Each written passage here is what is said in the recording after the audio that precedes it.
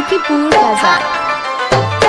जे हमारा माल के टोकबा रहते एकरा दिशा देखबा रहते हमारा माल के टोकबा रहते एकरा दिशा पकबा रे हम थाना फौदारी केकरो ने घसीट बौरे हर मुठा कोदाइर से सीधा सार कट बौरे अपन जबिया कोदाइर से सीधा सार कट बौरे।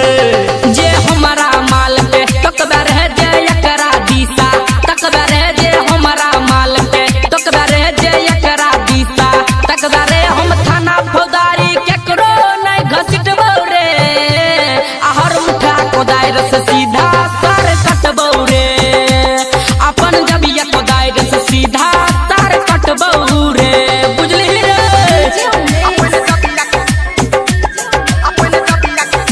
सुखीपुर बाजार। हाँ करे जिए प्यार हम हमर जिए धन रे अकड़ बैठिया हम हमर चल मन रे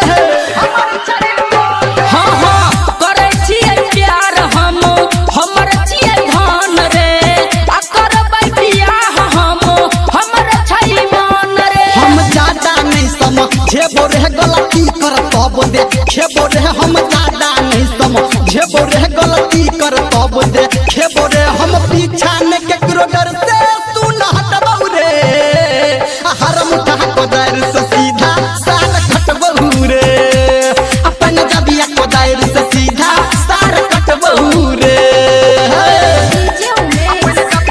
अभी आप सुन रहे हैं सावरिया म्यूजिक बाजार। हाँ हाँ करू बेला राई तू चल फरियाले आज तू हमारा से भरम हटाले हाँ हाँ कर बेलराई तू चल फरियाले आज तबे तू हमारा से भरम हटाले। धर्मेंद्रा की समझ झाप छौ संग लड्डू लाल गाप छौ निरमलिया की समझ झाप छौ संग लड्डू लाल गाप छौ संजय गौतम जी से कही के न डटबौ रे हर मुठा कोदाइर से सीधा सार कटबौ रे अपन जबिया कोदाइर से सीधा सार कटबौ रे।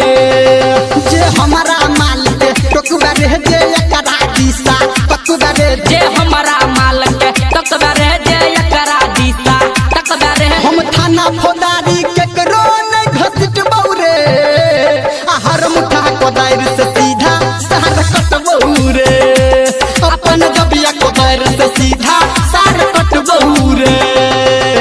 पहला के हमरा माल के क्यों छरी है ना।